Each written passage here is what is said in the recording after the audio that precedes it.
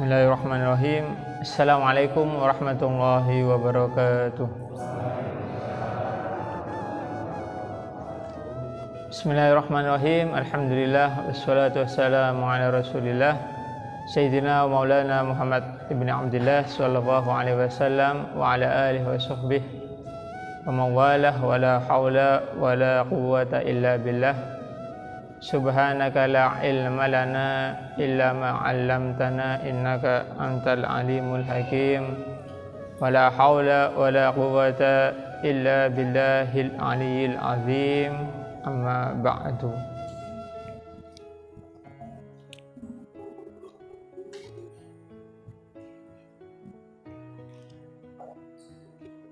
Yang terhormat Bapak Ibu yang dirahmati Allah Subhanahu wa taala, jamaah Masjid Al-Iqbal. Alhamdulillah pada kesempatan ini kita diberi Allah Subhanahu wa taala rahmat dan taufiknya sehingga kita bisa duduk di masjid ini untuk mendengarkan ilmu bersama-sama, insyaallah dalam keadaan sehat wal afiyah. Salawat salam tetap kita haturkan kepada junjungan kita Nabi Agung Sayyidina Maulana Muhammad sallallahu alaihi wasallam. Semoga kelak kita akan mendapatkan syafaat Rasulullah sallallahu alaihi wasallam. Kita mulai pembelajaran malam ini dengan kita Fatihah dulu. A'udzubillahi minasyaitonir rajim. Bismillahirrahmanirrahim.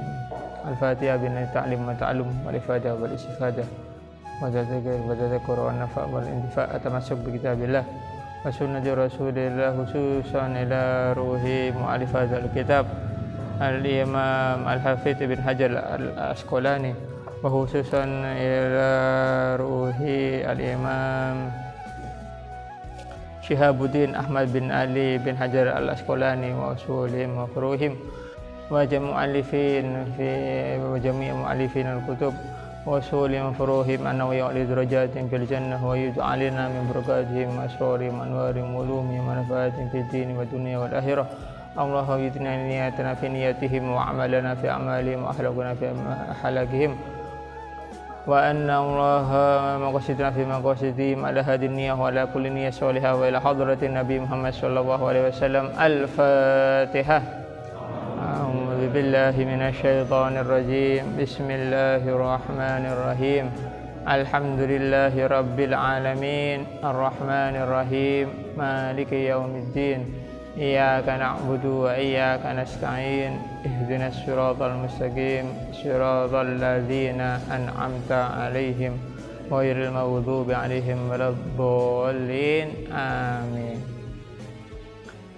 Para bapak, para ibu yang dirahmati Allah Subhanahu wa taala, malam ini kita mulai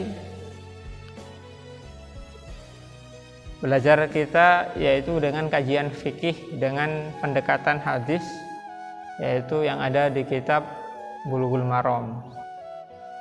Malam ini kita mulai membahas tentang bab sholat. Kita mulai tentang bab sholat malam ini, insyaallah ya. Kita akan memulai poin per poin atau hadis per hadis.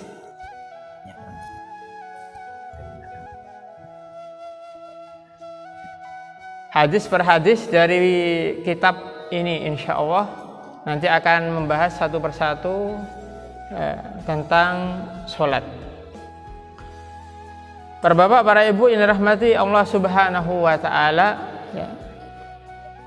Sebelum kita memasuki hadis tentang sholat, ya, kita harus tahu dulu dalam kajian fikih, ya, sholat, ya. Sholat ini secara bahasa, ya, adalah ad-du'a. Jadi menurut bahasa, sholat itu artinya adalah doa. Kemudian menurut istilah adalah aqwalun wa af'alun muftatihatun bitakbiri wa muftatimatun bitaslimi ghaliban. Menurut istilah sholat ini adalah suatu perkataan, kemudian juga perbuatan yang diawali dengan takbir dan diakhiri dengan salam. Jadi itu menurut istilah. Para bapak, para ibu yang dirahmati Allah Subhanahu wa taala, ya. Salat ini adalah sesuatu yang sangat penting di dalam Islam. Bahkan termasuk daripada ibadah inti di dalam Islam. Bagaimana kita mengetahuinya dari kitab Al-Bukhari, bagaimana sejarah turunnya itu sholat. Perintah daripada sholat ketika Rasulullah SAW diperjalankan oleh Allah Subhanahu wa taala dari Masjidil Haram menuju Masjidil Aqsa, kemudian naik ke langit ke-7 ke Sidratul Muntaha, kemudian bertemu dengan Allah Subhanahu wa taala. Kemudian di situ Rasulullah SAW bertemu langsung dengan Allah Subhanahu wa taala, berbicara langsung dengan Allah Subhanahu wa taala. Kemudian oleh-oleh dari Isra Mi'raj itu adalah perintah sholat 5 waktu, yang sebelumnya diterangkan dari 50 sampai 5 waktu. Itu adalah sejarah sholat. Setelah peristiwa Isra Mi'raj itu, maka umat Islam diperintahkan dan diwajibkan untuk sholat. Para bapak, para ibu yang dirahmati Allah Subhanahu wa taala, ketika Rasulullah SAW ini bertemu langsung dengan Allah Subhanahu wa taala, kemudian mendapatkan oleh-oleh sholat, itu adalah kenikmatan yang luar biasa yang dirasakan Rasulullah SAW. Kenapa? Karena bertemu langsung dengan Allah Subhanahu wa taala. Karena itu Rasul itu ketika di atas bumi, sesudah pulang daripada Isra Mi'raj, kemudian oleh Allah Subhanahu wa taala diperintahkan umatnya untuk sholat. Setiap harinya Rasulullah SAW ketika sudah masuk waktunya sholat, Rasulullah SAW ini mengatakan dalam hadisnya kepada sahabat Bilal, arihna biha ya Bilal, arihna biha ya Bilal, wahai Bilal, senangkan aku wahai Bilal, senangkan aku wahai Bilal. Maksudnya adalah kumandangkan azan, kemudian biar Rasulullah SAW bisa mendirikan sholat. Kemudian kenapa Rasulullah SAW ini senang dengan sholat? Rasulullah SAW itu adalah salah satu hobinya itu adalah sholat. Kenapa? Di dalam sholat ini Rasulullah SAW ini mengenang ketika beliau itu mi'raj kepada Allah Subhanahu wa taala. Jadi ketika Rasulullah SAW itu mi'raj, bertemu langsung dengan Allah Subhanahu wa taala, itu juga bisa terjadi ketika beliau juga sholat. Kenapa? Karena sabda Rasulullah SAW yang lain adalah as-sholatu mi'rajul mu'min. Sholat itu adalah mi'rajnya orang mukmin. Jadi kalau Rasulullah SAW itu mi'rajnya, Bapak Ibu, itu ketemu langsung dengan Allah Subhanahu wa taala.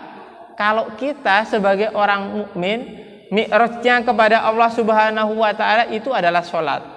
Kenapa? Ketika kita sholat itu kita langsung berhadapan dengan Allah Subhanahu wa taala. Karena itu Rasulullah SAW senang dengan sholat. Ketika sholat, kenapa? Karena menghadap langsung Allah Subhanahu wa taala.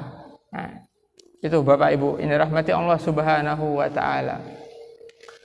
Kemudian salat ini menempati bagian yang terpenting di dalam Islam. Kenapa? Karena sabda Rasulullah SAW yang lain adalah awwalu ma yuhasabu bihil abdu yaumal qiyamati as-shalah. Jadi kata Rasulullah SAW, sabda Rasulullah SAW, yang pertama kali nanti dihisab, seorang hamba nanti dihisab yang pertama kali di hari kiamat itu adalah sholat. Kemudian Rasulullah SAW meneruskan lagi, fa in sholahat sairu amalihi, wa in fasada sairu amalihi. Kalau misalkan sholatnya ini benar, kata Rasulullah SAW, kalau sholatnya ini benar, maka semua amalnya ikut benar. Akan tetapi kalau misalkan sholatnya rusak, maka seluruh amalnya juga ikut rusak. Nah, karena itu para bapak, para ibu yang dirahmati Allah Subhanahu wa taala, sholat ini menjadi titik terpenting kita di dalam pelaksanaan syariat Allah Subhanahu wa taala. Bagaimana tadi Rasulullah SAW menegaskan di dalam hadisnya, ketika nanti kita di hari kiamat, kita itu nanti akan menerima laporan amal masing-masing. Kemudian ketika Allah Subhanahu wa taala melihat sholat kita ini benar, sholat kita sesuai dengan waktunya, kemudian sholat kita benar sesuai dengan syariat, maka amalan-amalan yang lain itu akan mengikuti. Amalan-amalan yang lain itu akan dianggap sudah baik. Kenapa? Karena sholatnya itu baik. Karena sholatnya kita itu bernilai baik. Akan tetapi sebaliknya, kalau amalan sholat kita ini jelek, kalau kita dilihat rapot kita di akhirat, sholat kita misal, ada seseorang dilihat rapotnya, sholatnya ini bolong-bolong misal, kemudian tidak sesuai dengan syariat misal, maka apa? Maka amalan-amalan yang lain juga ikut jelek. Nah, karena itu para bapak, para ibu yang dirahmati Allah Subhanahu wa taala, sholat ini adalah hal yang terpenting kita di dalam pelaksanaan syariat Islam. Nah,